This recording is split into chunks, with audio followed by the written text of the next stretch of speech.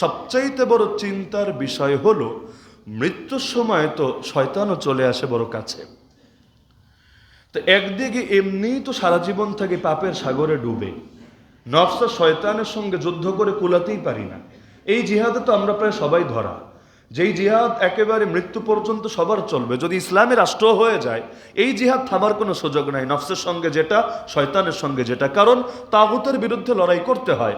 তাগুত শুধু ফেরাউন আর নমরুদই না, নফস তাগুত, শয়তানও তাগুত। এমনকি ইমাম ইবনুল কাইয়িম তাগুতের যে 6টা ক্যাটাগরি করেছে, 1 নম্বর আর 2 নম্বরেই তো নফস আর শয়তান আছে। তো নফস আর শয়তানকে যদি না হারায়, নিজে হেরে যাবে। সিস্টেমই এটা, হয়তো হারাবেন না হলে হারবেন, ডু অর ডাই, হয়তো করবেন না হলে আপনি মরবেন, এইটাই বাস্তবতা। তো এখন যারা নফস আর শয়তানের কাছে সারা জীবন জুড়েই হারতে থাকে, যখন মৃত্যু যন্ত্রণা আসবে ওই সময়ের অবস্থা তো আরো গুরুতর হবে। আল্লাহ রাসূল সাল্লাল্লাহু আলাইহি ওয়াসাল্লাম বলেন, ওয়া আকরাবু মা ইয়াকুনু আদুউল্লাহি মিনহু তিলকা সাআ, আল্লাহর দুশমন অর্থাৎ শয়তান মানুষের সবচাইতে নিকটে চলে আসে ওই টাইমটাতে। ওই টাইম মানে নবীজি মৃত্যুর পূর্বের আলোচনা, মুমূর্ষু অবস্থার আলোচনা করতে গিয়ে এই বাক্যটা বলেছেন। তার মানে মানুষ যখন মুমূর্ষু হয়, মরণের কাছাকাছি চলে যায়, শয়তান তো সারা জীবনে ধোঁকা দেয়, সন্দেহ নাই, কিন্তু ওই টাইমে সবচাইতে কাছে চলে আসে। এমনকি হাদিসে আছে, ইন্না শাইতান ইয়াহদুরু আহাদাকুম ইনদা কুল্লি শাইইন মিন শানিহি, এটা সহিহ মুসলিমের হাদিস 2033 নম্বর। আল্লাহ রাসূল বলেন, আদম সন্তানের প্রতিটা কাজেই শয়তান হাজির হয়, প্রতিটা কাজে, ভালো কাজ করেন আর মন্দ কাজ করেন, প্রতিটা কাজেই শয়তান হাজির হয়। কিভাবে নষ্টামি ঢুকানো যায়, কিভাবে বরবাদ করা যায়, এর জন্য সে চেষ্টা চালাতে থাকে। এমনকি আল্লাহ রাসূল সাল্লাল্লাহু আলাইহি ওয়াসাল্লাম বলেন যে শয়তান আল্লাহকে বলে এসেছিল, ইন্না শাইতানা কাল ওয়া ইজ্জাতিকা ইয়া রাব্বি, শয়তান বলেছিল, হে আমার রব, আপনার জাতে পাকের কসম, আপনার ইজ্জতের কসম, আপনার সম্মানের কসম, আপনার ক্ষমতার কসম, লা আবরাহু উগওয়ি ইবাদাকা মা দামাত আরওয়াহুহুম ফি আজসাদিহিম, যতদিন আপনার বান্দাদের রূহ থাকবে দেহের ভেতরে, মানে দুনিয়াতে জিন্দা আছে, ততদিন পর্যন্ত আমি আপনার বান্দাদেরকে গোমরা করেই যাব, করেই যাব, করেই যাব, মানে হাল ছাড়বো না। একদিন, 1 ঘন্টা, 1 মিনিট, 1 সেকেন্ড, 1 মুহূর্তের জন্য হাল ছাড়বো না। যতদিন দেহে রূহ আছে ততদিন পর্যন্ত, শয়তান বলে আসছে কসম খেয়ে, মানে ভাবটা কি, আল্লাহর সামনে আল্লাহর ক্ষমতা, আল্লাহর ইজ্জতের কসম খেয়ে বলে আসছে, ততদিন পর্যন্ত আমি ওদেরকে গোমরা করতেই থাকবো, করতেই থাকবো। তবে আল্লাহ বলে দিয়েছিলেন একটা কথা, নবীজি জানিয়ে দিলেন, যে হাদিস মুসনাদে আহমদে আছে, নবী বললেন, কালার রব ওয়া ইজ্জতি ওয়া জালালি, আরে শোন শয়তান, আমার ইজ্জতের কসম, আমার মহিমার কসম, লা আযালু আগফিরু লাহুম মাস্তাগফিরুনি, আমিও আমার বান্দাকে ক্ষমা করতেই থাকবো, করতেই থাকবো, করতেই থাকবো, যতক্ষণ বান্দা আমার কাছে ক্ষমা চাইবে। তাহলে তুই যেমন বান্দারে জাহান্নামে নেওয়ার জন্য গোমরা বানাতেই থাকবি, তুই যেমন থামবি না, হাল ছাড়বি না, আমি আল্লাহ আমার বান্দারে ছেড়ে দেব না, আমার বান্দারেও মাফ করতে থাকবো, করতে থাকবো, যতদিন তারা আমার কাছে মাফ চাইবে। এজন্য কোরআনে আছে, ওমা কানাল্লাহু মুআযযিবাহুম ওয়া হুম ইস্তাগফিরুন, বান্দা যতদিন ইস্তেগফার করবে, ক্ষমা প্রার্থনা করবে, আল্লাহ তাদেরকে আযাব দিবেন না, আল্লাহ তাদেরকে ধ্বংস করবেন না। তো যতদিন রূহ আছে ততদিন যদি চেষ্টা চালায়, তাহলে মরার আগে যে চেষ্টা চালাবে না এটা বলার তো কোনো সুযোগই নাই, বরং আরো বেশিটা চালাবে। এমনকি ঘুমের ক্ষেত্রেও হাদিসে আছে, জাবের রাদিয়াল্লাহু আনহু থেকে বর্ণিত, নবীজি বলেন, সুনান নাসাইতে আছে, সহিহ ইবনে হিব্বানে আছে হাদিস, আল্লাহ রাসূল বলেন, ইযা আওয়ার রাজুলু ইলা ফিরাশিহি, কোন লোক যখন বিছানায় যায়, আতাহু মালাকুন ওয়া শাইতান, তার কাছে একজন ফেরেশতাও আসে, একজন শয়তানও আসে, মানে ভালো জনও এসেছে, মন্দ জনও এসেছে। ফায়াকুলুল মালাক ইখতিম বিখাইর, ফেরেশতা বলে, তুমি ভালো কিছুর দ্বারা সম্পন্ন করো, সমাপ্ত করো, মানে পুরো দিন তো কাটালা, দিনের খতমটাও ভালো কিছুর দ্বারা করো, ভালো কিছুর দ্বারাই শেষ করো, কারণ শেষ ভালো যার, সব ভালো তার। কিন্তু শয়তান বলে, ওয়াকুল শয়তান ইখতিম বিশার, আরে না না, ভালো দিয়া শেষ করিস না, তুই খারাপ দিয়া শেষ কর। এজন্য দেখবেন যে ফেরেশতার কথা শোনে, সে আল্লাহর নাম নিয়ে ঘুমাতে যায়, শেষটাও করে আল্লাহর নামে, শুরুও করেছিল আল্লাহর নামে, ঘুম থেকে জেগে আল্লাহর নাম নেয় না মুমিন বান্দা? নেয়। আবার ঘুমাতে যখন যায় তখন আল্লাহর নামটা নিয়েই যায়। কেউ তো 2 রাকাত নামাজ পড়েও যায়, কেউ তো এর পাশাপাশি দেখা যায় আয়াতুল কুরসি, শেষ 3 কুল আর অন্যান্য যে দোয়া দরুদগুলো আছে এগুলো পড়তে পড়তে যায়। আর অপর দিকে যে শয়তানের কথা শোনে, এ খারাপ জিনিস দেখতে দেখতে ঘুমায়, মোবাইল টিপতে টিপতে গুনাহ করতে করতে ঘুমায়, যদি ওটা নাও হয় অন্তরের মধ্যে বিভিন্ন খারাপ জিনিস ভাবতে ভাবতে ঘুমায়, আরও কত টাইপের কত কাজ চলে। এখন শয়তান চায় শেষটা খারাপ কিছু দিয়ে করাতে, আর ফেরেশতা চায় শেষটা ভালো কিছু দিয়ে করাতে। নবী বলেন, যদি এমন হয় ফাইন যাকারা ইসমাল্লাহ সুম্মা বাতা, সে যদি আল্লাহর নাম নিয়ে রাত্রি যাপন করে ঘুমায়, বাতাতিল মালাইকাতু তাকলাউহু, সারা রাত জুড়ে ফেরেশতা তাকে পাহারা দেয়। আর যদি এমন হয় যে উল্টাটা করে, তাহলে শয়তান সারা রাত তার উপর সওয়ার থাকে, ঘুমের মধ্যেও কত আজে বাজে কত কিছু শয়তান দেখাতে থাকে। ফাইন ইস্তাইকাযা, যখন ঘুম থেকে জেগে ওঠে, ক্বালাল মালাক, তখন ফেরেশতা এসে বলে মানে এইখান দিয়ে ঢোকে না, এগুলো ডাইরেক্ট দিলের মধ্যে পৌঁছে যায়। ইফতাহ বিখাইর, ভালো কিছুর দ্বারা শুরু করো। এজন্য মুমিন বান্দা আল্লাহর নাম নিয়ে শুরু করে, এরপর উযু করে, নামাজ পড়ে, ফজর আদায় করে, কেউ কেউ তাহাজ্জুদও পড়ে। অপরদিকে যারা শয়তানের কথা শোনে, শয়তান বলে ওয়াকালা শাইতান ইফতাহ বিশার, তুমি খারাপ কিছু দ্বারা শুরু করো। এজন্য অনেকে আছে ঘুম থেকে ওঠার পরে একটা খারাপ কাজের দ্বারা তার দিনটা শুরু করে। সর্বনিম্ন হলো মোবাইল দিয়ে ঢুকে ব্যাস প্রথমেই কুদৃষ্টি মানে চোখের জিনা দিয়ে তার দিনটা শুরু হয়। দিন শুরু হলো আল্লাহর নামে না, খারাপ কিছু দেখে। আর নামাজ তো নাই, অন্য কিছু তো নাই।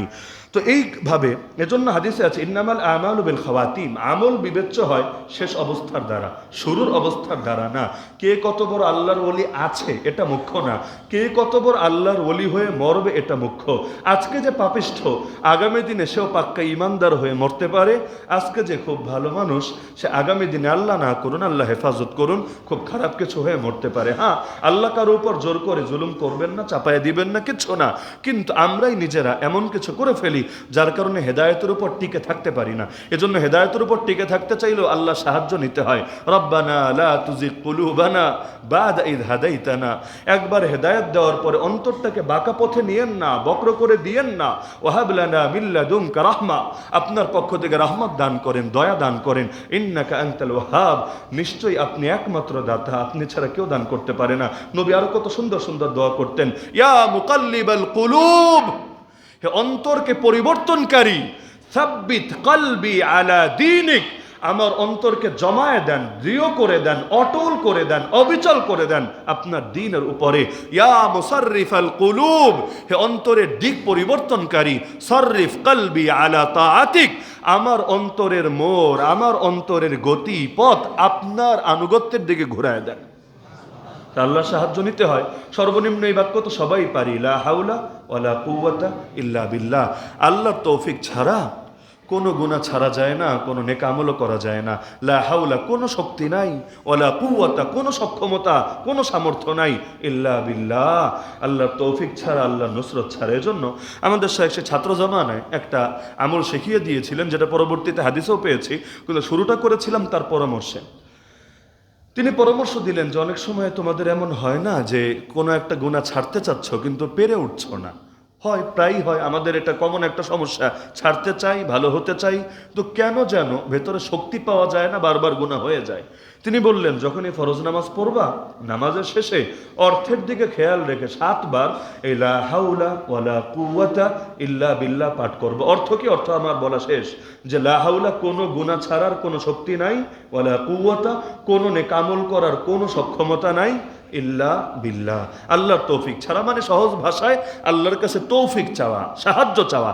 অর্থের দিকে খেয়াল রেখে 7 বার পড়বে বলে দিয়েছেন। এটাও অর্থের দিকে খেয়াল না রেখে 70 বার পড়লেও কাজ হবে না, কিন্তু অর্থের দিকে খেয়াল রেখে 7 বার পড়বা, দেখবা দিলের মধ্যে আল্লাহ তাআলা আলাদা অদৃশ্য শক্তি ঢেলে দিবেন, যে কোনো অপরাধ থেকে নিজেকে হেফাজত করা সহজ হবে। আলহামদুলিল্লাহ, আমরা প্রত্যেকে এটার অভিজ্ঞতা আছে, চাক্ষুর সাক্ষী আমরা, আসলেই ফল পাওয়া যায়। তা আপনাদেরও যদি কারো মনে চায় ট্রাই করে দেখতে পারেন, লসের কিছু তো নাই।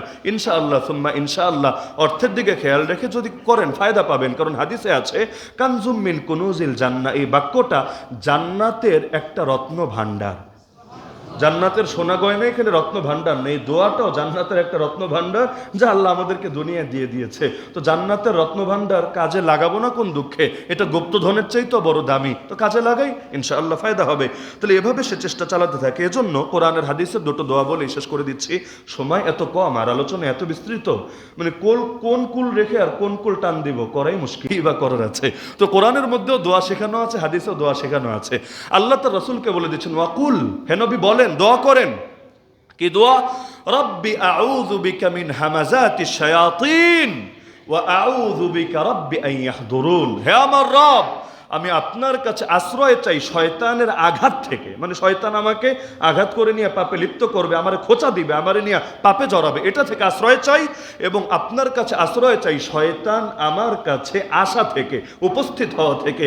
এর পরের আয়াতে গিয়ে আল্লাহ মৃত্যুর কথা বলেছেন, হাত্তা ইদা জাআ আহাদাহুমুল মাউতু ক্বালা রাব্বিরজিউন। এখান থেকে প্রমাণিত হয় যে শয়তান তো আসে, অল টাইমে আসে, এটা ঠেকানো আমাদের কারো সাধ্যের কথা না। কারণ রক্ত চলে যেভাবে, শয়তানও চলতে পারে রক্তের সাথে, হাদিসের মধ্যেই আছে ইন্না শাইতানা ইয়াজরি মিন ইবনি আদম মাজরাদ দাম। তাহলে শয়তান আসা থেকে আশ্রয় চাই মানে কি?